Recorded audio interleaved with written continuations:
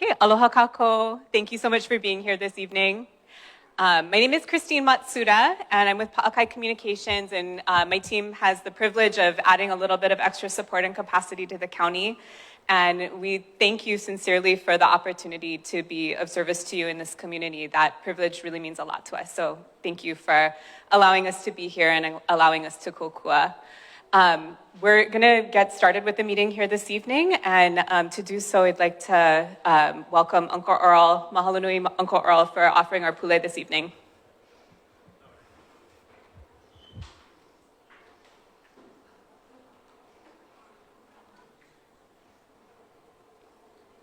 Aloha kako. Aloha. So,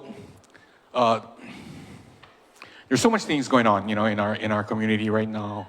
A lot of good, and some not too good. So I figured, what is better to start off our pule and do our pule tonight with a song. A song always makes our heart feel good. Whatever challenges we have, hopefully it'll comfort our heart, temper our anger, maybe our frustration. So with the help of Zeke, we're gonna do the doxology in Hawaiian. So if you all can stand, and we'll do that. Chief? No, we're gonna do Hawaiian first, and then we're gonna do the English. Yeah. So you gonna solo in English? No.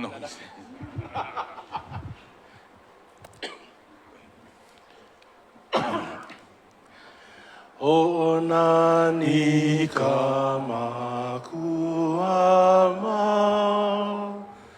ke ki me kauhane no e akuama o mai ka ipu o ke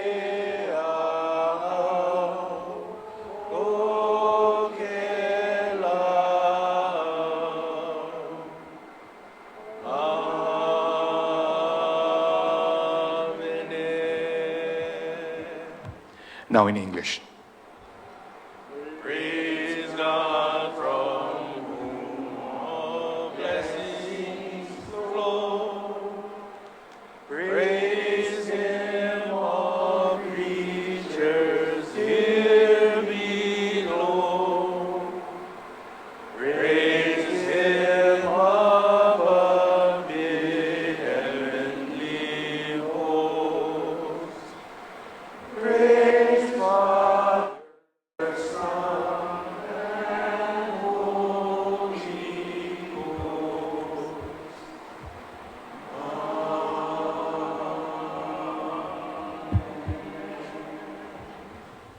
Mahalo nui.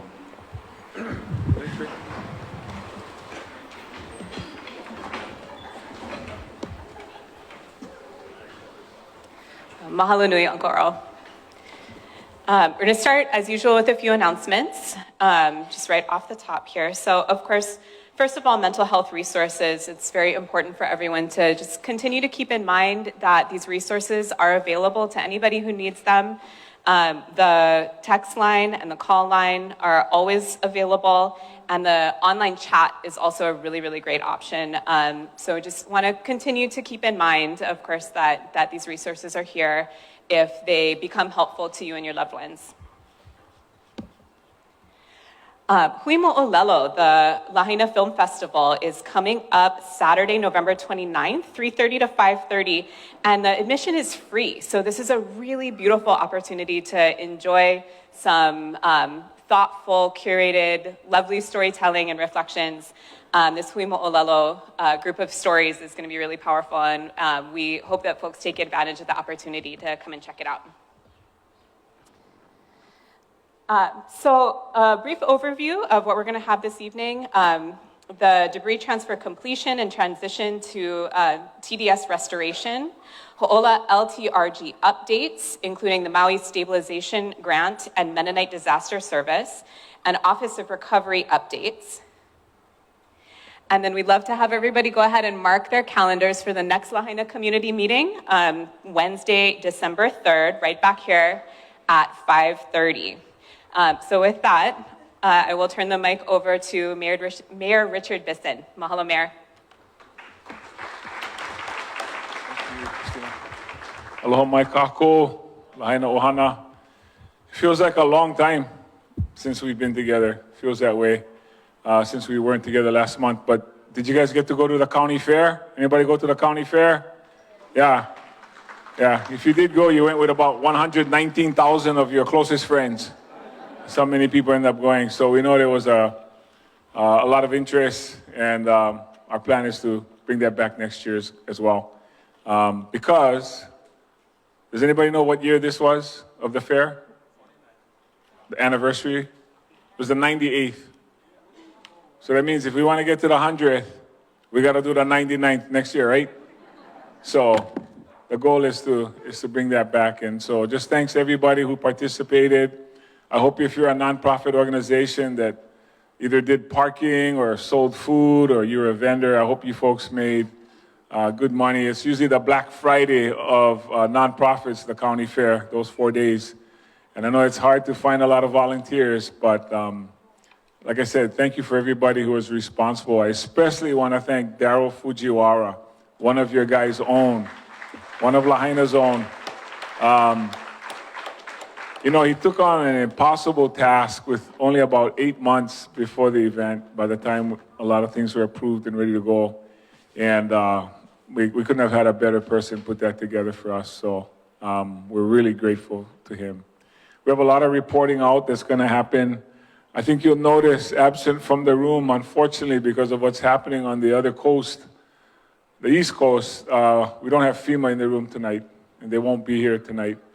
And so any questions that might have to go to them, we'll have to figure out. And no sense calling the phone, because nobody's answering, because nobody's working right now. And that's really unfortunate for the impacts that's going to have. But we have some folks here tonight who are going to address some of the concerns for folks that might be having to deal with effects of that. So again, we have lots of good reporting. I'm excited, just like you are, to hear some of the updates, because I know it's been a while. But just want to say thank you for everybody coming tonight. Mahalo. Mahalo, Mayor. Council Member Tamara Paulton, thank you for being here. Aloha.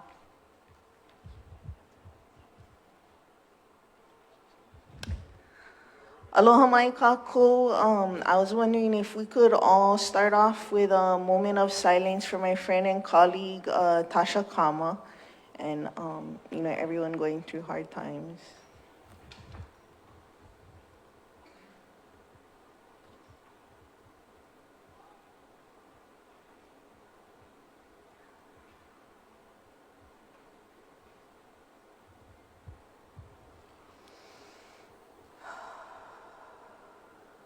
Thank you.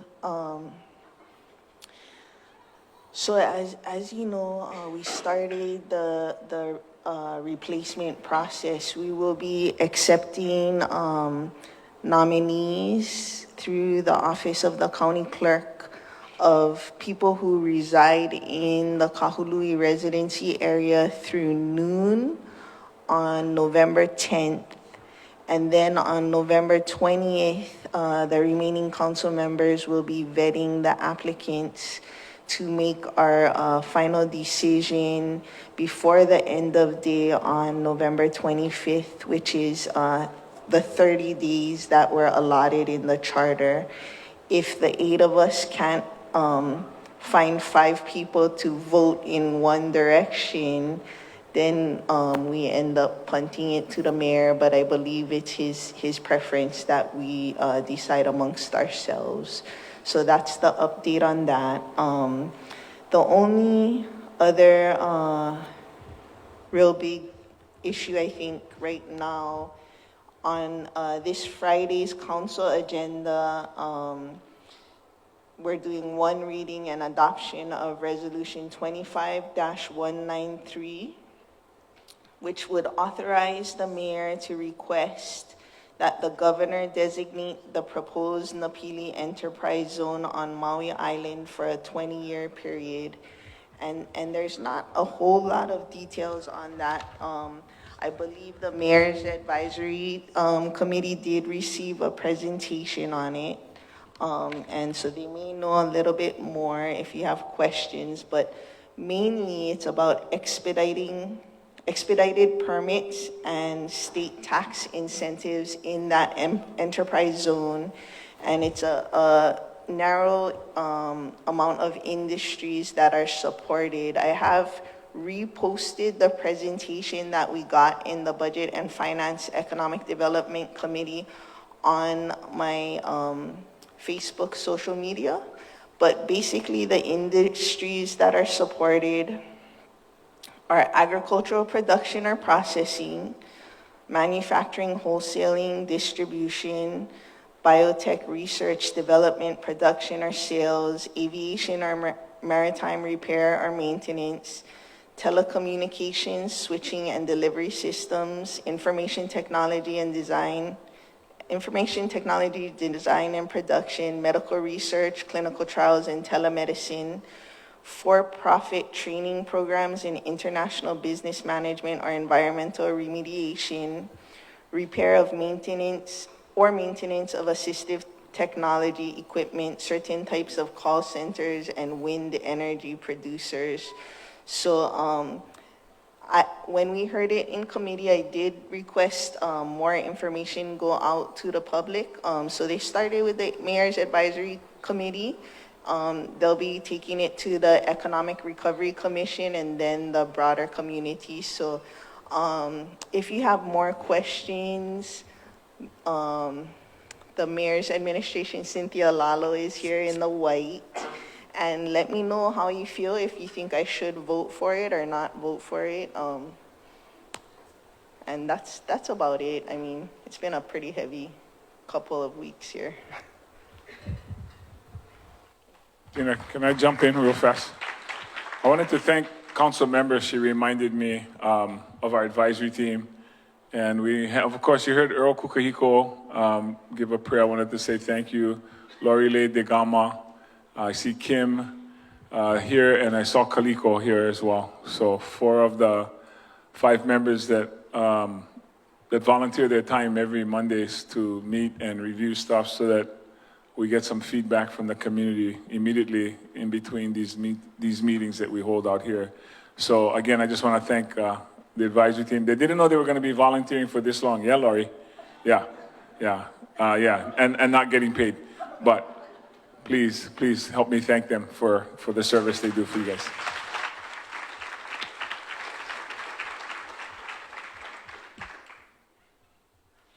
Okay. Mahalo, Mayor. Mahalo, Council Member.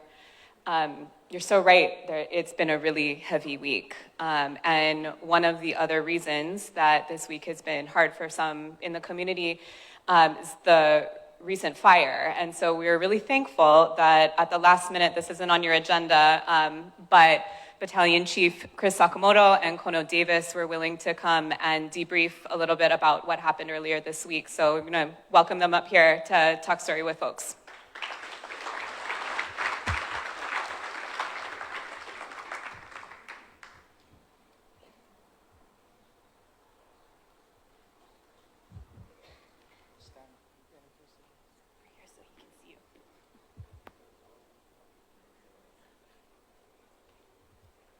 Good evening.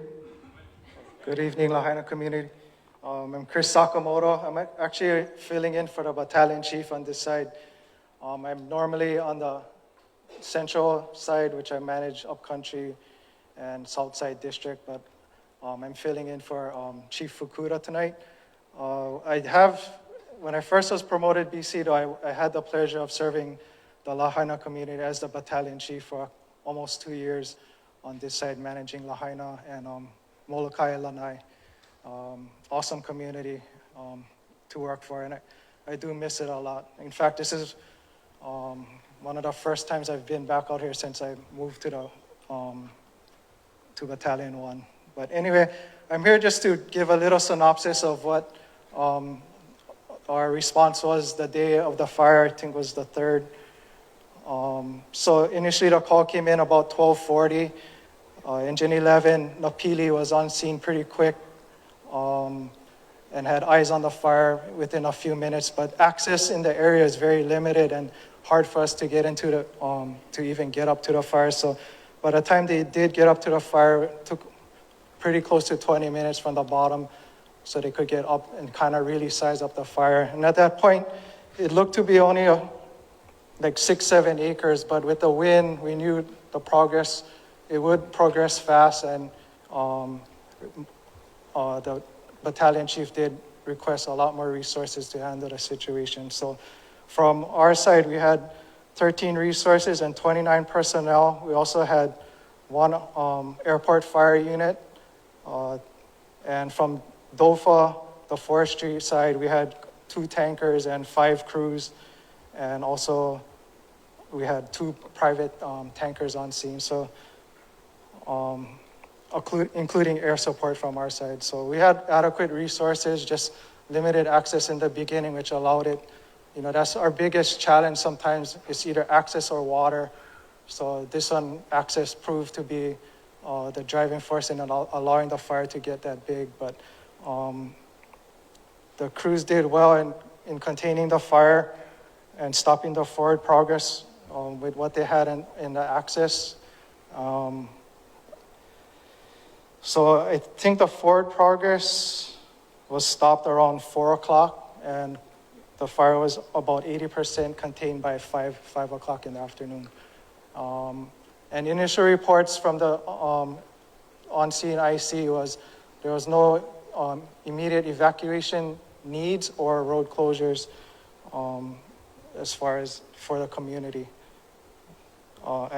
Later on, we found out that they did proactively evacuate the school, which is good. We didn't call for it, but you know, a lot of times we cannot predict 100% what the fire is going to do. So people taking early action is very important also. So, I think that's all I have as for our side. Any questions?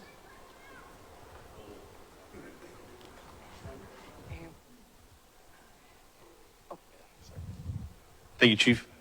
So this was my battalion chief when I was a captain here in Lahaina, when he had his 2 years. That's the guy right there, my boss.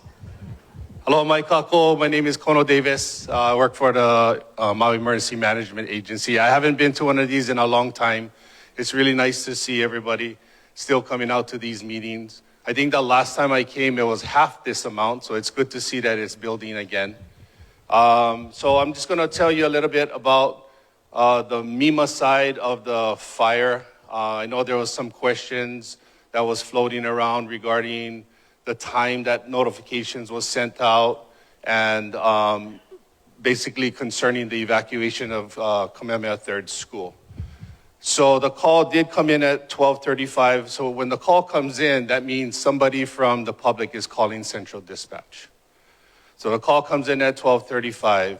The units were dispatched at 12:40. So that's when the first fire apparatus was heading to the scene. And like Chief was mentioning, the access to the fire itself was difficult. And so just because they're at the area, that doesn't mean they're on scene. And so the on scene time was somewhere around 12:54, and they weren't like on scene. They could see the fire. They did give a description. It was a 40 by 40 at the time. And it was in light flashy fuse that's like grass that is about this high. Pretty much the whole side of the mountain is made of those. And so that's why Chief mentioned that the fire could get big really fast, even if the winds were about 10 to 12 miles an hour. So the way that MEMA got the information was from HECO. Anybody from HECO in the room? Thank you so much for your cameras. So HECO's cameras allow us to get an update or a notification when an anomaly has been seen. So as soon as a little puff of smoke comes out, that camera will notify us that there's something going on, and we can look into the camera and see if it's a fire or if it's dust or clouds or, sprinklers on. So we confirmed that it was a fire, but we couldn't see the fire completely. So we turned on the radio and was listening to the communications from the responders. That was right around 12:38. So what we do for activations and also for notifications is once we know that there's something that may turn into something messageable, is we put our keyboard person on the keyboard and spool it up, getting ready to message out on the Genesis Protect app. So that was done right around 12:30, 12:40. We didn't message out till 12:56 because we didn't want to send out a message and it was just a minor fire, 40 by 40 and then on scene and they take care of it real quick. If we message too much, then it becomes almost like too saturated and then you don't really pay attention to messaging, right? So anyways, what we do is we try to figure out if there's any impacts for smoke or if there's any concerns for road closures or evacuations. And then we don't pull any trigger for evacuations until the on-scene incident commander says so. So we cannot just, from the basement of the county building, just press a button because we think that evacuations need to happen. So there's a process that happens that assures us and assures you that the evacuation or the notification that we send out is accurate and it's true to what is happening on the ground. The evacuation of the school. So what happens when we get our situational awareness at MEMA? So we pull up maps, we listen to the radio, we watch the CAD. So we have a bunch of things going on at the same time. And all of this is collaborated and collected towards an operation section chief. At the time, that was me. And what I do is I try to figure out if there's any potential impacts. And so the potential impacts that was discovered was the Kapalua Airport, King Kamehameha Third School, as well as a water treatment plant that was kind of far down the road. And so we checked with the entities to see if they knew that the fire was there directly.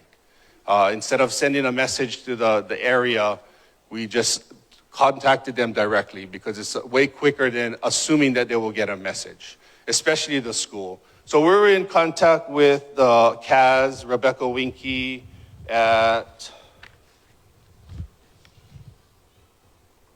1:02 p.m.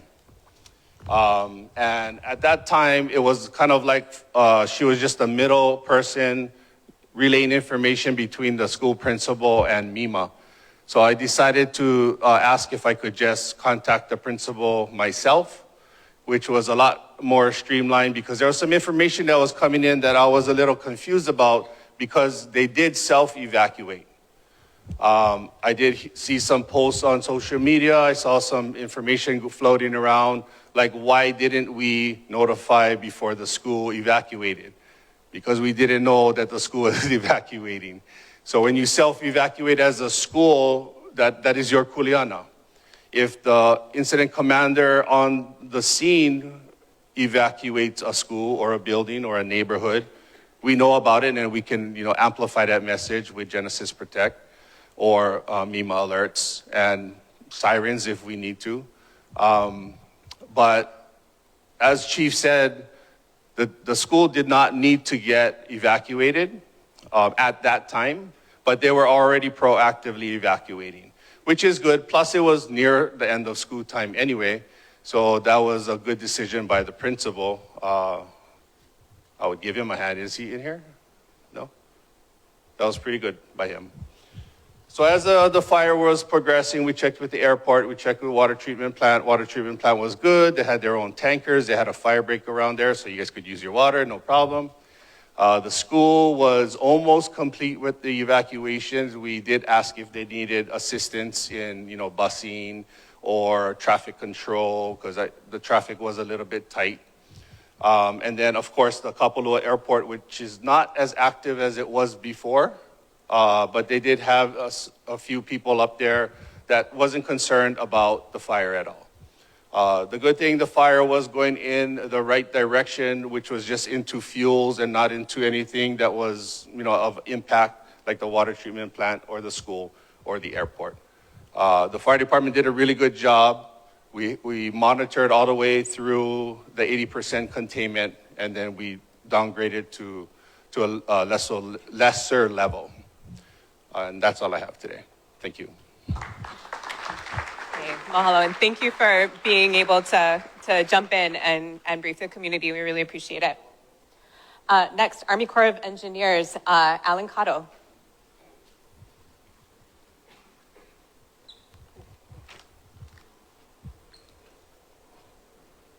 Hi, good evening, aloha.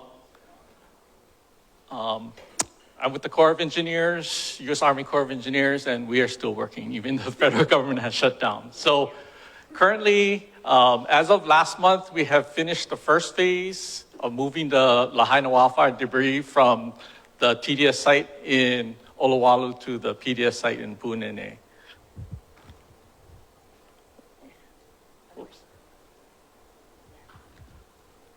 Okay, so we are currently on schedule to complete our work by the end of the year, and the contractor is currently in the restoration phase. So currently the contractor is removing the liner material that was put in to line the TDS site, as well as soil out there that was put in, and they're in the process of shredding that material, and then they put it with the soil material into the trucks, and they've been hauling it. So there's been a reduction of the amount of trucks that has been leaving the TDS site. It's not every day, and it usually it ends around the mid-afternoon period. So you shouldn't have been seeing a lot of trucks within the last couple of weeks. So once the liner material has been removed, we're going to be going in and testing the soil to see if any contaminants had made it through the liner. The testing, the soil samples are sent up to the mainland, and it's going to take about 2 weeks to get the test results. So there's going to be this sort of downtime period before we can actually figure out whether we need to remove any additional soils out there or not. So if we do have to, you might see more trucks out on the road. But once the site is deemed clear, then we start the restoration process. We will remove and mitigate the monitoring well that's out there, and then we'll be taking out a lot of the improvements that were put in, like the temporary traffic signal light at the Honopilani Highway. We'll be removing the contractor trailer, the water tanks that you see out there, the hauling scales, as well as restoring some of the gates that were installed, that were removed for the trucking operations. And we'll also be restriping some of the pavement stripes along the highway that where the trucks are driving over. Okay, these are just some photos of the TDS site taken last Friday. So in these pictures, they're actually just taking out the liner material and then putting it into the trucks.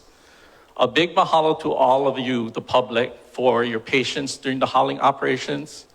And if you see anybody from our contractor, Environmental Chemical Corp, ECC, their subcontractors, and especially the local truckers, big mahalo to them. They did the work efficiently and safely. So that's all I have for today, unless you folks have any questions, but I will be staying to the end to answer any questions if you have any. Thank you.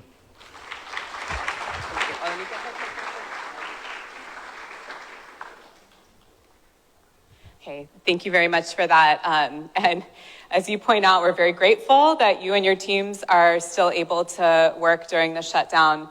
And as Mayor mentioned earlier, we realize that there are a lot of disruptions that the federal shutdown is causing. And as another kind of late addition to the agenda, we're very thankful that Joseph Campos is able to come from the State Department of Human Services to talk about some of the resources that are available in response to this disruption that is being caused for some folks who have need and opportunity, usually with federal services.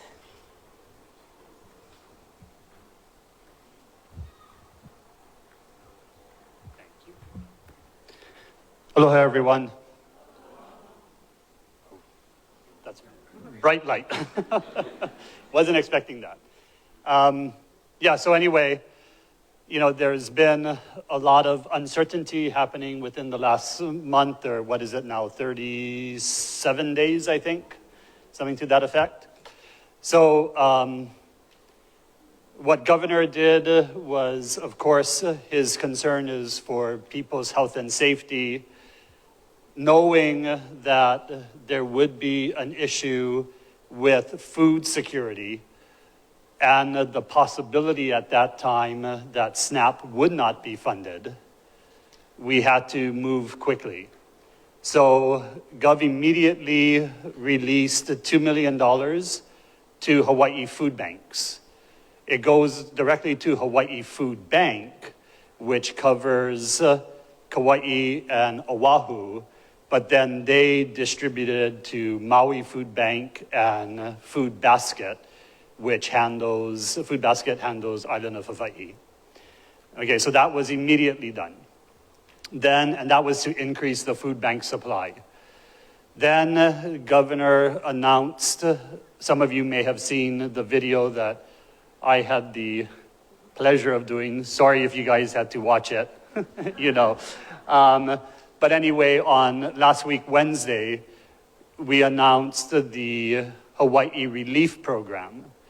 And that is using TANF reserve funds. So basically what happens is every year states get a certain portion of TANF. For those that aren't familiar with TANF, it stands for Temporary Assistance to Needy Families. So as long as you're a family and have a dependent child under the age of 18 or are a pregnant woman in your third trimester, that's considered a dependent by the federal government. So you can apply to TANF if you're at the 140% of federal poverty level and lower. So sometimes we don't use all that money, so then the remaining money goes into a reserve that states have access to. So what happened was, Governor said, you know what, we have this TANF reserve. I want to release $100 million of it to help families, and I want to increase that to 300% of the federal poverty line, or poverty level.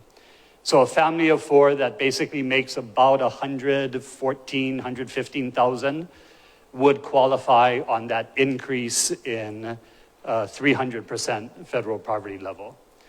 So what that does is it is going to help with either your rental deposit, utility deposit, and 4 months of $2,000 per utility and up to $6,000.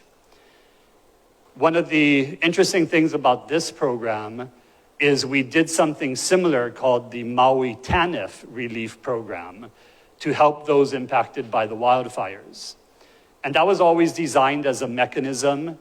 When FEMA no longer is here, you could apply for it if you needed assistance. So Gov released $100 million back in 2023. We've utilized about 20 million of that 100 million. So this was a good trial for us to say this works. One thing I want to point out is that the Hawaii Relief Program, because of what's happening at the federal government level and the shutdown, is a separate incident from the wildfires. So if you applied for the Maui TANF Relief Program back in, I think we initiated it like September of 2023, and you received something, apply again for this one. If you have a qualifying incident. Okay, so if you lost your job, you know, if you're furloughed, what have you, okay? If you lost SNAP, that's a qualifying financial crisis. Okay, so definitely apply. This is something I say whenever I talk about benefits and eligibility, is apply and let the state determine your eligibility. Oftentimes you might think to yourself, hey, I'm not going to apply, or I don't qualify. You know what? You may qualify, right? So let us determine your eligibility because they are the ones that know all of the regulations. So that's the the Hawaii Relief Program utilizing TANF reserves. Then in addition, on Thursday of last week, Governor announced that we are going to be funding those who are currently on SNAP, an allotment of $250 per individual. So if you have a family of 3, that's $750 for 1,000. Okay, that's designed to help with any food insecurity you might be having. It's not a replacement of SNAP, right? It's not state-funded SNAP. This is Hawaii's emergency food assistance program. Okay, so if you already have your EBT card, you are going to see funding be put on it at the $250 per individual level, and that will either show up pending on your EBT card either tomorrow or Friday, with an activation date of the 10th of January. We had anticipated that we were going to do it no later than the 14th. It looks like we're going to be able to move that up. Okay, so just watch your card, watch for a statement by the governor on when it will actually be valid, but we're pretty much going to meet and exceed that. Well, no, exceed is the wrong word. Meet and come forward from the date that we had originally thought. Okay, and Gov said no matter what happens with the federal government, we were going to go forward with this. Okay, because everybody has been in a situation in which they've had, to worry about their food security and what have you. Okay, so Gov said we're going to go with it. In addition, you probably heard that the court cases in Rhode Island and Massachusetts came back with the judges saying, no, you have to fund SNAP. They're going to be utilizing their contingency rate or their contingency fund at the federal level for 50% of what a person would normally get. So even more so, this is important that Gov is like, no, we're going to go forward with this 250. Okay, we don't know when those funds are going to be available for the SNAP federal funds, but at least the state's emergency food assistance will be available before the 14th of November. Okay, so those are the kind of 3 main programs, and we are constantly watching to see what the needs of the food banks are, to see if we need to fund additional funding for the food banks. All right? Okay, thank you. Thank you very much. And so just to restate that again, because I think there may have been a little bit of confusion there about the activation date for the $250 for the EBT cards. I believe what Deputy Director said was November 14th. So we'll keep an eye on that. And then in the meantime, Maui Food Bank is doing incredible work. And we're so grateful for them and all the volunteers and all the donors who helped us support their work. If anybody needs any food assistance or would like to volunteer, this QR code will take you to Maui Food Bank to a listing of those resources. Okay, so now we'll go to the long-term recovery group. Rhonda?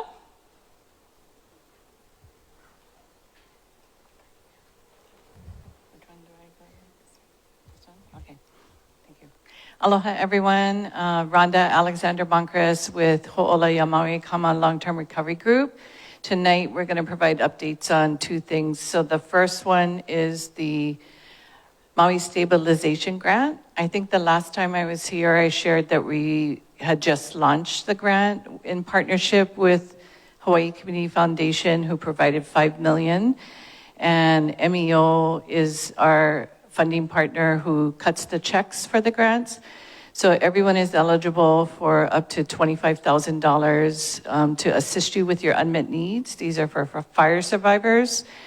To date, I'm gonna have to look at this. To date, we've had 294 applications that have been submitted in by disaster case managers on behalf of fire survivors. 116 of them have been approved. 63 payments have been mailed out. We have 21 of those applications that are pending follow-up with the disaster case manager, which means that if any of you are in that stage, it was missing either a W-9 or some sort of invoice or something on the documents that were submitted, that we go back and forth with the DCM, who then reaches out to the clients to be able to get that information. We've had 30 that have been either denied or withdrawn. 50 are under review this week, and those applications are the ones that were submitted and dated between October 3rd to October 15th. So we didn't expect the amount of time that it would take to review the applications and to go back and forth with the DCMs. Originally, we were able to process applications during our phase, the whole phase of reviewing within 7 days. But since then, we've gotten a little behind and we're trying to catch up again. So the average review time right now is between 2 to 4 weeks. The total amount of funding that has been dispersed is 1.5 million. Total funds remaining is 3.2 million. And here are the different categories of unmet needs overall and where the funding is being requested.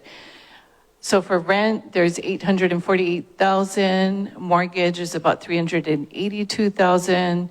Transportation is 675,000. Insurance is 62,000. Health related is 77,000. Family support is 2,400. Utilities is 74,000. And then the other category is about 933,000.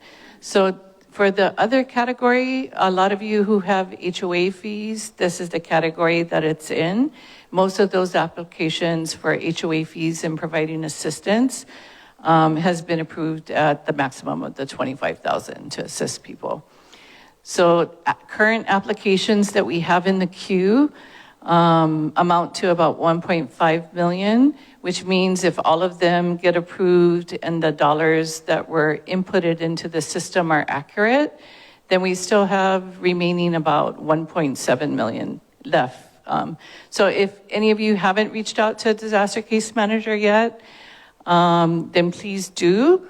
We have disaster case managers within our whole system, and we also have disaster case managers with our DHS partners. So you can reach out to anyone to be able to get assistance to submit the application for yourself. The second item I wanted to introduce to each of you, and we have a representative from one of our partners with the Mennonite Disaster Service. So the team arrived at the beginning of October, a volunteer team between 20 to 25. So this is a photo of them in front of the outdoor shower facility that they built for themselves. So they're staying at the old Sacred Heart School site. There's 2 classrooms that didn't burn down. The Catholic Diocese graciously provided us with an 18-month lease. The Mennonites came in and they built out and converted all of the classrooms into kind of bunkhouses for themselves. There's one classroom that's serving as an office as well as a gathering space for them to eat. And besides the outdoor shower that you see here, we also built out an outdoor kitchen facility for them. So for this first group that you see here, the kitchen wasn't ready by the time they got here. So it was kind of camping style, a lot of crock pot and Instapot action to be able to feed their group of 25. The last 2 days that they were here, they all left last week, Friday and Saturday. The last 2 days that they were here, they were able to have full meals in a complete kitchen overall. So it was kind of exciting, and some of our team was there to experience that with them. What we do offer is for any groups of people who want to introduce themselves to the Mennonites, every other Wednesday night, we have a sign-up and a hosted meal with the Mennonite team. And so I would encourage you, if any of you want to do that, to gather some friends, family, or colleagues and reach out to Ho'ola and we can get you signed up. I think we have dates in January and February right now to enjoy your time with them. You get to learn a little bit about them. They come from all over the continent. They sign up to volunteer. They come here for 2 weeks and rotate every 2 weeks at a time. And then the leadership team that comes in stays for a month. So that's about 9 to 10 of them that stay for an entire month. So last week, we had a whole entire new crew that came in all together. So we have one of them here today that I'm going to introduce shortly, but I just want to give a story behind some of the pictures here. So the top left picture is what the Mennonites call the Raise the Wall Day. And everybody from the campsite goes out to the building site to raise the wall, have a little cheer. So this is one of the first homes that we have on Kilauea Street that's being built. And besides having walls, they also, I passed by it today, so they've also done some additions to it. So this has been done within the last month overall, and it's pretty phenomenal, the speed with which they work and the quality of the work that they have. The right side is that kitchen. So it's a section of the kitchen. They have 2 dishwashers, 2 stoves to be able to cook for the large family that they have here. And you see that they have men and women that come here on site to be able to provide service for Lahaina residents. So we have 5 total homes that they're starting off to build, and we're looking for another 10. I think we have 8 that we're almost ready to sign contracts with for the next 10. But if any of you in the audience are interested, please reach out to Ho'ola and let us know. And we're happy to sit with you and come up with a rebuild plan that fits into your financial situation overall. So what I'd like to do is bring up Don Lichty. He's the project director from Mennonite Disaster Services. Are you just going to show a couple more pictures? You can go. Why don't you do that when we're... Aloha. So when Rhonda told me you were going to have a meeting here, I thought maybe 20 people or something like that. So this is terrific. That means there's a lot of interest and you are really part of the community and working together. So that's great. Mennonite Disaster Service. I'm going to give you a little history of Mennonite Disaster Service. It started in 1950. So I'm going to give you 75 years worth in a very short time instead of how long I could talk about it. It started, there was a tornado in Kansas that took out a house and a barn and everything at a farm. And there were some friends and other church people that were in that area. And they said, you know, we really should help our neighbors and we should help them rebuild. That was the start of Mennonite Disaster Service, 1950. Since that time, and at that time, there were about 3 or 4 natural disasters every year. Now, many, many more, obviously. And so it grew from that to what it is today, where we respond to disasters around the country. You know, tornadoes, floods, hurricanes, fires, anything that's considered a natural disaster, we'll respond to that. And we have, right now, I believe around the country, there are 9 projects going. In January, there will be 19 for the first few months of 2026. In the summer, there's a few less, just because of the volunteer base and how we get people. We sort of have 3 things that we mention as part of Mennonite Disaster Service. It's called respond, rebuild, and restore. So after a disaster, we come and help out with some of the initial cleanup, some of the things that need to be done early on. Frankly, we're doing less of that now because, as you probably know, after disasters, a lot of people come initially for a little bit, then everybody leaves and you're sort of on your own. Okay, so we do some responding, but a little bit less. What we do is obviously a lot of rebuilding. And so obviously here, of course, we're rebuilding houses. Other places, after a flood or something like that, it's more repair instead of total rebuild. And then the more important thing, I think, is that what we're doing is the restore piece. So we restore homes, we restore people into their homes, and I think we restore faith in sort of what's going on because, you know, we've been able to interact with people and work with them. What happens is we work with groups in the various communities. So here we're working with the long-term recovery group, and they help to identify qualified individuals and identify locations, and then the funding for the materials comes some way through the community, and I'm not always clear exactly how all that happens. We do not buy materials, but what we do is we furnish all the labor.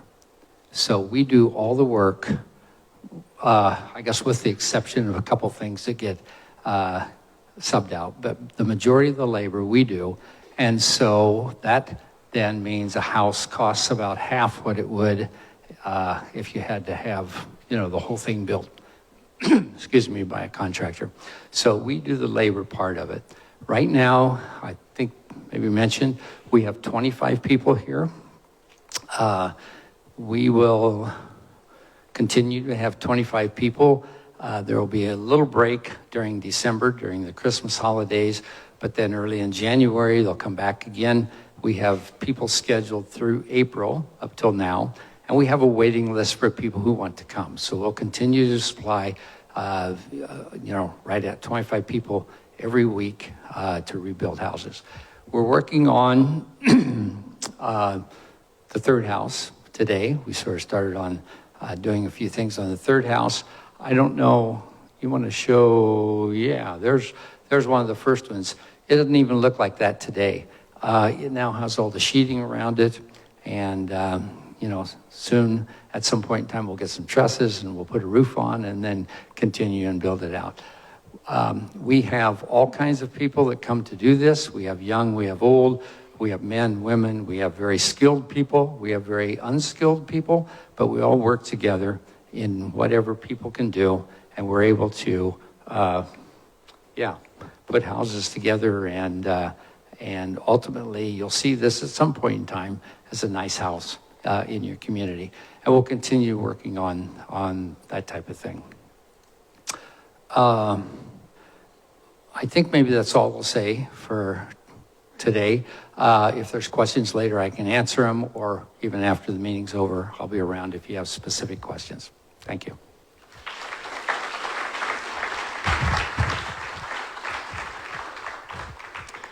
I also wanted to send out our mahalo to community businesses as well as individuals for their generosity. So we've had different businesses that were contacted that have provided discounts on their services, or if it's a restaurant, and every new volunteer that comes in gets a handmade thank you card from one of the students at Sacred Heart School. And in there, they have all the coupons from all the different businesses. So when they do have their day off, they can, you know, go around the island and enjoy. So you might see them around. And then we've also had unexpected random people that have stopped by the village to drop off food. So, you know, thank you to everyone for showing your aloha to the Mennonite team. So if anyone is interested and needs rebuild support, whether you're interested in the Mennonite Disaster Service or other support, you can apply with Ho'ola. You can either scan this or just go to our website, Maui Long-Term Recovery, and we have a rebuild form there, and we'll sit with you and see what it is that we can provide. And our team is here, Brandy and Stephen, and we'll be here till the end, happy to answer any questions. Thank you so much. It's really inspiring to see those images. Thank you for all of that work. Next up for Office of Recovery, we'll have John and Aaron and Jeannie come over here. We've got you folks trading off, I think, on a number of good updates. We will. Thank you, Christine. Thanks, everybody, for being here tonight. I know it's warm in here. Thanks for your patience. if you feel like you need to get up and go outside and get some air, please do so. We won't be at all offended by that. Okay, so you have myself, I'm John, the recovery administrator for the county. If I haven't met you, thank you for coming here, and please come say hi afterwards if you have questions.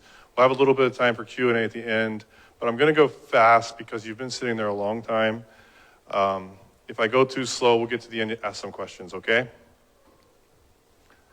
This is our standard update for building permits. And we're just talking to Four Leaf, we're up to 80 permits completed. 76 of those are residential, that means 76 people can move into their home. Awesome stat. So that's working well, and you can see in the queue we have 518 of those have been issued, and we have another 340 in progress. You can go to my Recovers website and see this stat. It's updated every week if you are interested in tracking that. This map is also available, but we just wanted to show it tonight. If it's a colored square on the screen, that's a representation of those numbers. And the ones that are issued are in green. I know it's a little hard to see the colors on the screen, but we'll keep updating that map, and the goal is that it's entirely colored in as soon as we can get there. We just want to stop for a second and say thank you to all of those that came and participated in the Lahaina Town commercial area session that we did over at the Cannery Mall. It was really well attended. We thanked you already, and we talked about it some in the last webinar that we had, but we just wanted to let you know, thanks again for coming out and participating. Really good turnout there. More to come on that in the coming months. Concurrent with that plan is the Lahaina Royal Complex planning efforts that's being led by our OEV Resources Department. And Group 70 is their consultant on that, and they've presented once, and they are planning to come back in December to give an update. But if you want to know where they are right now, you can scan this QR code, and here's a fact sheet on the work that they're doing there. Okay, I'm going to pull up Jeannie. I know that's fast. I'm doing it on purpose. You can ask me questions at the end. Jeannie, can you go through our slides for Ho'okumaho? Thanks. Of course. I'll be back. All right. You want to flip the slides for me? Yep. Okay. Aloha, everyone. Mahalo for the opportunity to be here. So just a quick run through of Ho'okumaho. I think we're all familiar with the name by now, so we can skip on to the next slide. So a little bit of update on the programs. We have, again, closed the first-time homebuyer opportunity program that closed on September 30th. As of September 30th, at the close of that program, we did receive 2,945 total applications. So we're currently going through the process of eligibility review for 2,600 of those applications. And we do have some inactive, meaning these are applicants that either withdrew or were determined to not be eligible for the program. So about 247 of those, and we'll continue to go through those as best we can. It is our hope we can get through the majority of the eligibility determinations by the end of this year. Does not necessarily mean that each homeowner is going to hear, or home buyer is going to hear the results of that eligibility review by the end of this year, but we'll try to make sure that we have all the documents from everyone so that we can assess that final eligibility and hopefully get some shopping letters out in early next year. Do you want to make this announcement? All right. Yeah, sorry. We should have coordinated a little bit better. So, you know, Managing Director Josiah Nishita, he couldn't be here tonight, but we wanted to show this picture. This was the very first shopping letter that was issued just several days ago now, but we wanted to I'm just going to read this for you folks real quick. This comes from the family that received it. It said, that was literally our entire intention, to apply because it said it could be passed down to family members. We want to have more kids and for them to have a little piece of home in Hawaii. It would be amazing to have his first birthday in our own home. That would be so special. I was shaking. It was pretty unreal. Everybody on the team was so on it and motivated. It's like the holidays are approaching. It feels magical. So we wanted to share that to bring some hope that this program's working. And these are folks that really couldn't be homeowners before, but they're on their way to homeownership. So really happy to share that. This is the second family. This is us and the team over here. So next slide, please. And then I'll just keep going, Jeannie. I know you guys are hot, because I am too. 171 total applications received for this single family. This is the reconstruction program. So I don't want to confuse everybody. This program is not closed. The only thing that's closed is the first-time home buyer application program. So if you owned a home and you haven't applied yet for this program, please do so. And we are working with Rhonda and team, and we're sharing information in terms of what's the best route for people to go. So it may be best to come into our program. It may be best to go work with the Mennonites and the LTRG. We're working together on things like that, but we want to make sure that we don't know if you don't apply. So you have to come in and apply. And we still have room to build some more houses in this program. So please, if you owned a home, please come in and talk to us.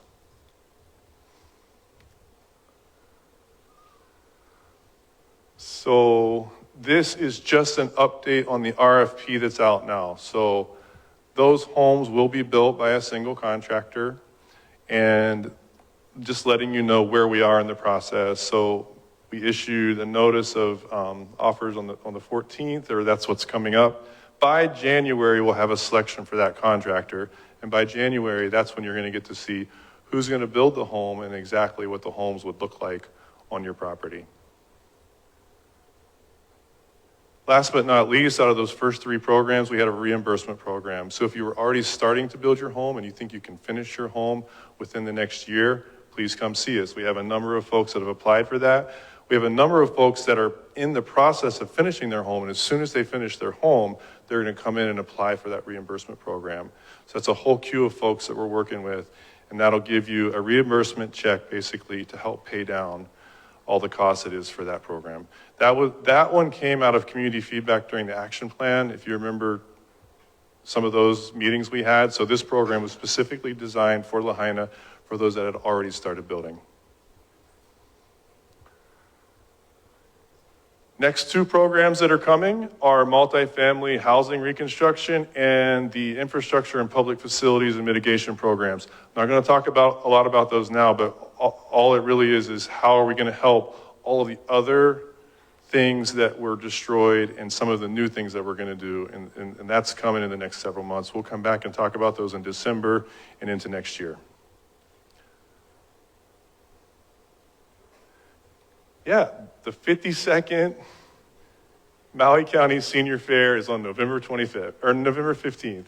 So please come on out, the Queen Kaumana Center. The time is 10 to 2 p.m. and we'll be there helping with answer questions and help people to apply. There's a quick announcement there. Oh, this is a fun one. Okay, hot Kupuna Nights is coming to the Royal Lahaina Resort Ballroom. Do you want to talk about this one? I would love to talk about this one. So we're very excited about this event. And in fact, our team has some flyers that I think maybe we can pass around. This might be a good time.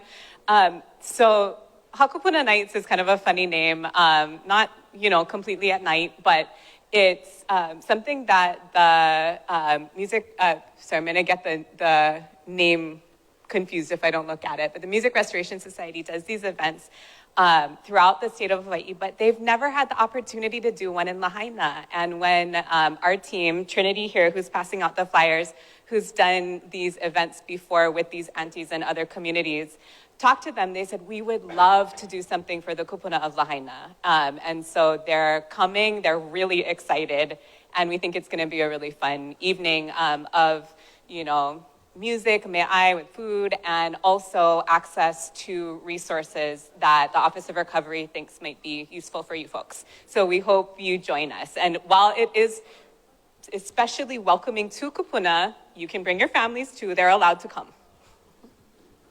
Awesome. Thanks, Christine, for helping us set that up. We hope that you'll come to that. And then our Resource Center hours of operation. If you haven't been into the Resource Center, I was just there today. It's up and running. We have some new cubicles in the one in Lahaina, so it gives a little bit more, or in the gateway at Lahaina, that gives a little bit more privacy if you need to sit down with a specialist and talk. So come on in 9 to 5, Monday through Friday, and if you need an appointment on Saturday, we're happy to accommodate. Just give us a call and we'll make an appointment. Okay. And the QR code, I never really see anybody snapping those, but use it if you want. It'll take you to the links. Okay. Lahaina Harbor, I want to talk about that. I'm going to have Aaron step up and help me with this one a little bit. So we've announced this one. I'm going to go this way. This is really just the next phase of what's happening at the harbor. So almost the very last cleanup effort for the debris was this building that was there. So today it's been cleaned up. Demolition's complete. There's fences up and it's safe. I was just down there this afternoon. The comfort station is currently under repair. It's actually further along than in this picture. All the siding is up. I was also just there this afternoon. And it's expected to be ready on the 15th for some limited activity. So we're not opening, but we are going to have some limited activity at the harbor. Right now you can fuel at the harbor. That's been in for a little while. And activities will be limited to daytime. DLNR, who's here today, Dobar folks, I'm not going to call them up, but they're helping us coordinate all this, so we're working through it. But I want Aaron to talk about parking and a little bit about how it's going to go, if you can. Yeah? Thanks, John.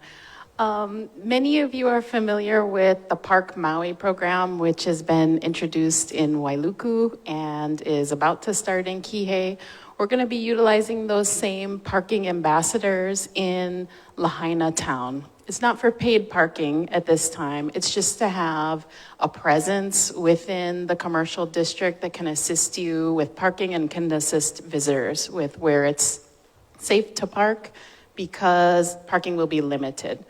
So at this time, we're not going to allow parking on street. And this is primarily because there's still so much construction happening. There's trees coming in. There's a lot of activity. So parking on the street is gonna be prohibited, but you can park in the parking lot at the corner of Shaw Street and Front. You can park in the Prison Street parking lot or at Baldwin House. So those are the 3 locations that are gonna be available for now. There still isn't lighting put up in the district, so parking is gonna be limited for only daytime hours. So that's 8 a.m. to 6 p.m. right now. Yeah. Okay. And then we just have a few slides to show some of this visually. Can you click to the next one? Yeah. So those are the parking lots that Aaron just mentioned. That area inside there, it's still technically restricted. So, and we have fencing up now, and there'll be additional fencing going up this month still to protect some of the more sensitive areas. This shows how the traffic flow will go once there's some limited operations. This shows where folks can walk, and then there'll be places that clearly mark where you can't walk or you can't go, which will still be restricted. And these are those closed areas that are going to remain closed. So all of this will be posted on Maui Recovers. All this will be available to digest at your leisure.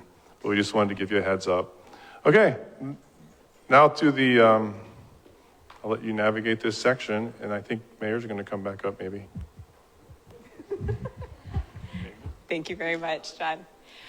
So we've covered a lot of ground. I imagine there are questions. I think all of our speakers that have presented information so far this evening are still here and available to answer. And as usual, we're going to have some microphones coming around. So if there are questions from folks, I see one over here and another one over here in the front. Morris. Okay, right here. Oh, yeah. Okay, mahalo. Okay, Dave Jung, and I just want to ask the mayor not to let John get away. He's done a fabulous job.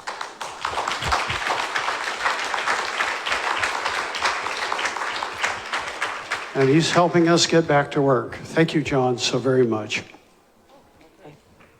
Mahalo. I have a question here in the front. Yeah, I'm here because I've been trying to track a permit for a project since April, and we have been stymied by the county. No, dead silence, crickets at this point. After many weeks of circling around one issue, I finally ended up referred back to the Office of Recovery where I started 3 months ago with this inquiry. And we are no further than we were 3 months ago with the county. We're a condo project in Lahaina. We have 40 units. We're building back exactly what we lost. And one of our reviews came back in May that we had to widen Baker Street, provide extra widening. I went to the meeting at Lahaina Cannery Mall, because Baker Street's the edge of that whole districting. Met with John, he referred me to Glenn, and nobody seems to know who Glenn is. I've asked everybody at the county, and no one can tell me who Glenn is now. Glenn told me we were not going to require Baker Street to be widened, but you would never get anybody at the county to sign off on that. And I'm at that point of another month and a half of frustration with the county not being willing to even address it with us. We get crickets. We've left messages with the Department of Public Works, who's who we were told by our plan reviewer for Department of Public Works we needed to talk to. Nothing. Not one message is returned, not one email is returned, nothing.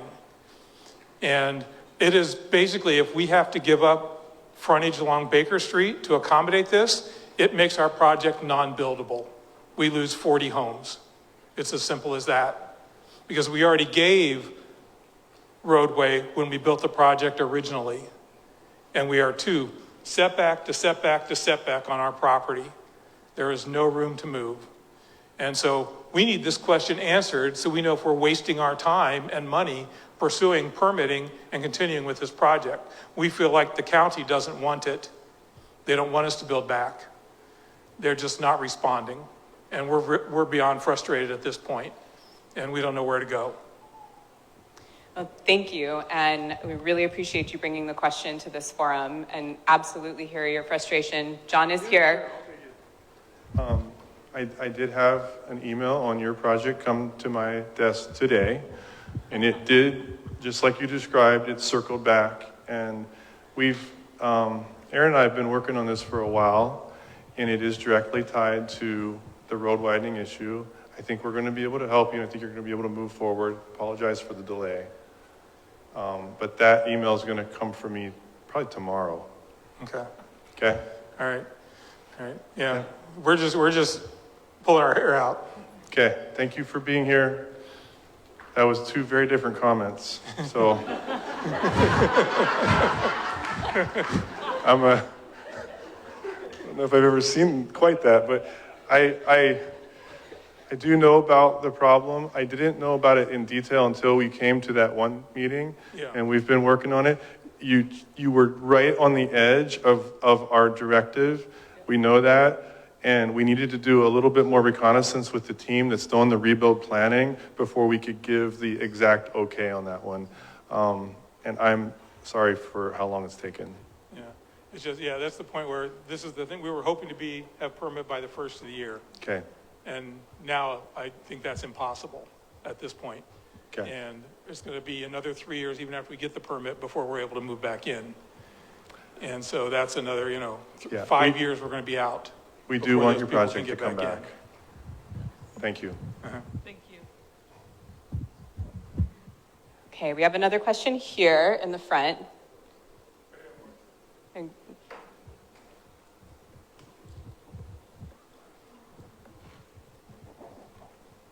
Aloha. My question is just kind of for county. I don't know where to direct it specifically, but a lot of the folks that come to these meetings are homeowners, and most of the folks that I work with are not homeowners. They are kupuna that were renters. They can't make it to these meetings for various health and transportation reasons. I tried to get a couple to come tonight because I feel like my, able-bodied 35-year-old self trying to advocate for them is really not doing it. And I'm just wondering what the plan is for February, because when we ask what the plan is, and this is for a long time now, when we ask like, what is the plan, right? The answer that we get is we've asked FEMA for an extension, but that's a plan B. Like we need a plan A. And so I just don't know what to say to these kupuna who ask me every single day what they're supposed to do because the housing that we have available, they can't afford, or there just is no housing available, or like all these various reasons, and there just isn't an answer. And I know that's like, I know everyone knows that, but I just think them not being able to physically be here and like show you their pain has kind of not been helpful to pushing this along. Thank you for the question, and I know it must be a question on a lot of people's minds, so I really appreciate you raising it. So just to make sure that we understand the question correctly, it's not a FEMA question, but it's a county question. What is the county's sort of plan of action if there is that situation where FEMA is not willing to extend? Well, we're not going to give it to Glenn because we don't know who Glenn is. But I just want to distinguish between Kilohana and Kalaiola. So Kalaiola is the state project, over 400 units. The governor announced, for those of you who are at his completion of that project, that he's extended it for a year. So I know we're not talking about those units. Kilohana, which is run by FEMA, and some of the rental assistance programs that they have, we think there's about 700 total in the queue. They're less than there were before. Of course, we're waiting for FEMA to answer. They're on hold right now with everything that's happening. So that's a very real issue for us to wait on. The way I understand this, though, it's not going to shut down. It's not going to close. It's going to go from free or $50 a month to whatever the rent is. So just to put it out there, people are not being asked to move out or leave. They're just being asked to take over the payments, which, by the way, will happen eventually anyway. At some point in time, that is the transition. I don't want to speak for FEMA, but their pattern has been not to answer that question far out into the future. Because I ask all you folks here, if you can live for free or go and get a permanent solution, which one will you likely choose? And I'm not talking about kupuna, because I think they're a different category, and we're working on that category. So there's no incentive to go move to a permanent solution if you can get free. I'm just keeping it real. And so FEMA knows that because they do this in every town in every state around the country. We're not the first ones. So they all know what's happening. They know how it works. And that's why they don't tell us early. It's not up to us to tell them. We still have funds in the Lahaina Strong Fund that Hawaii Community Foundation oversees. They know this issue like we know. But we're just like them. We're not going to pull the trigger today either. And FEMA says, oh, look like we don't have to help you because you guys already found out the solution. Everybody playing the same game of chicken. We have a plan, but I think we gotta be strategic too. Because our funds are much more limited than the federal government's. That's the best answer I can give you today, Jackie, because, but we are mindful of what's happening. We know some of our options. Obviously, Joe Campos came here and talked about some of the solutions the state have. Obviously, we'd have to turn to the state for assistance as well. My first point is, when we had Kupu Ohi and Kuku'ia become available, there were people who were on the wait list that chose not to take it. Hey, that's fine. Because it was a better deal to stay in the housing situation that they had. I don't blame anybody for doing that. Save money, save up. But that opportunity to go to Kuku'ia and Kupu Ohi not going to present itself again. So the opportunity, my advice to our people here, if you're listening or if you're here, is to try to find that permanent solution sooner than later. or else you're going to end up paying the FEMA price for the rental you're in because you don't have any other choice. People have choices now, little bit choices, not, but there'll come to the time where there won't be. We're talking with FEMA all the time, and when I say that, I mean Bob Fenton. He's our contact, he's our guy trying to help us. But I understand, and I hope everybody understands now exactly what they're doing and why it's happening the way it is. But we can affect that, because we can say, we don't need FEMA. Let's move out and go to, rent someplace else. That's not the only solution. There's plenty of strategies that are available for all the different things. Before I give up the mic, I think that might have been the last question. I wanted to make a comment on USACE. I didn't want to interrupt the flow of the information tonight that was coming out. But I don't think everybody, and I've said it before, so if you weren't here, you might not have heard this. What they did was phenomenal. Because if they had not put this debris in Olowalu to begin with, not one home in this place would have been built yet. Because this is how long it took us to get it to Central Maui. I'm just saying, we would still be taking debris from Lahaina town to Central Maui if we didn't put it in Olowalu. I just cannot overstate that. So the speed with which they worked, and yes, we had tension in the community with that decision. I see that too. But we also made good on the promise to return it. And again, we owe them for the ones who put that work in, and all of our local truckers. But please, don't overlook that fact that I know people feel we are not moving fast enough, we didn't get this, we haven't done that. I'm telling you right now, we don't have one lot cleared yet or built yet. And that's why that's an incredible move for us to be able to move where we are now. Now, everybody's going to decide on their own if we're moving too fast, too slow, just right. I mean, that's for everybody else to decide. I'm not trying to say anything about that. But I really think we gotta credit our partners and all the people who have done everything they can to make all this happen, especially Chief John. I figure you should end on a good note too, John. I want to say you did a great job for everything you're doing for us here. I hope that answers your question.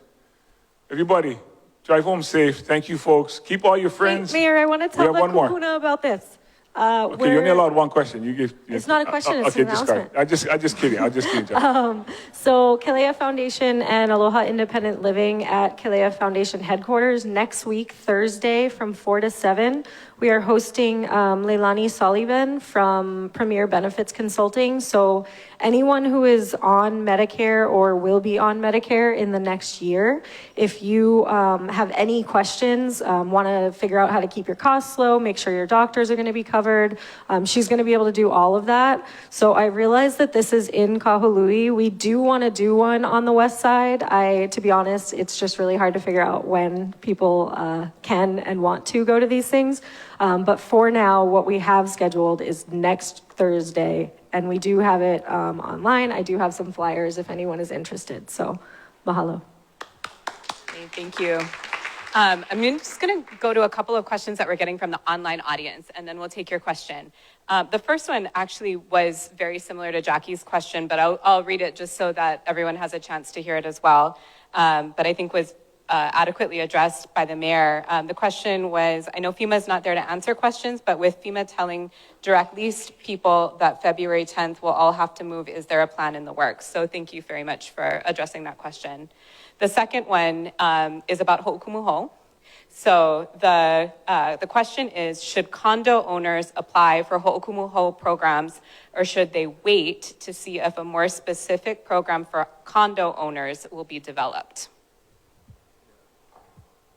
Yeah, we've talked about this before. Please come in and talk to our program specialist for those that own condos.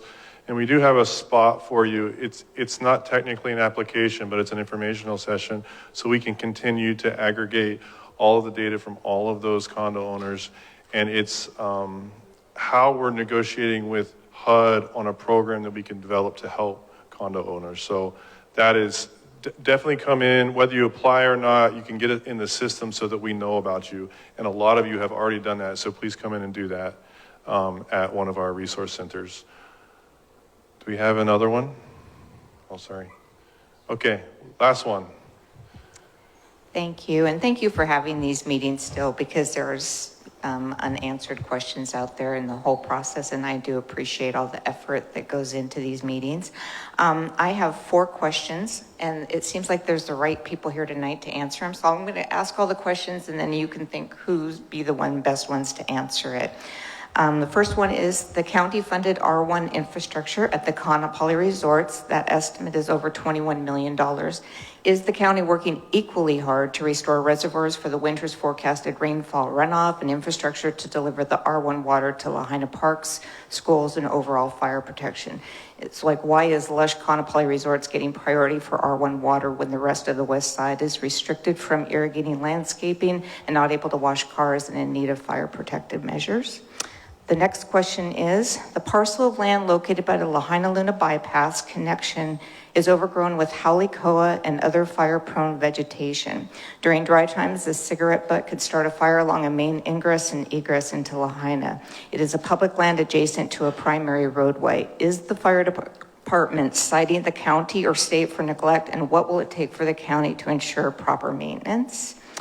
The next question is, why can't the county enforce off-street parking when the roadway does not have the required street widths? Why do no parking signs need to be posted when it's already the law? Why does it require complaint-driven enforcement, which does not promote friendly neighborhoods? Why can't patrolling policemen ticket vehicles parked on the street? Most of the violations are at night when patrolmen would have the time to enforce it. And once they start doing this, it would deter future violations and show that the county is serious about public safety. And my final question is for first-time home buyers that do qualify, how long do they have to find a property to spend the money on? Thank you. Okay, number 1 is yes, we are equally working on R1 to bring it as far south as we can. There's a limited resource there in terms of how much the plant produces. And the projects that you mentioned were well underway before the fire. But the simple answer is yes. The second one is what was the second one? Oh, the Halikoa. Yeah, having the county send letters to the state, I'm not sure of, but I know that we can work with MEMA and fire department on that question to make sure that we do just that if we need to. And I'm sure the state and the county can work together to resolve that. But thank you for bringing that to our attention. Was parking the third one? The third one, Park Maui is the solution to that one, and that's what we're working on as we kind of start talking about. We don't have enough police force to start with, and so when all they're doing is just being ticket folks, then they can't do the other stuff. So what we're trying to do with the Park Maui system is to actually create enough robust systems in place to monitor and measure and sign and do all that stuff for parking. Parking is done through county code. It's very, very specific, so you can't even put a parking sign up unless it runs through county council. I don't know if Councilmember Paulson's still here. It probably drives everybody nuts, that code, but we do it that way. Don't ask me why, but we're working on that code right now to make that process better and put a better system in place for parking. What's 4? Hop timelines. Oh, okay. Jeannie could probably help me with that one, but yeah, you got it? 6 months? It's 6 months. Answer is 6 months. That's how long you have. And we can extend it if they can't find a home. Okay? Okay. Yes. It's been a long evening with lots of really good information. We thank you so much for your questions and for being here this evening. You guys drive safe, and we'll see you next month. Aloha.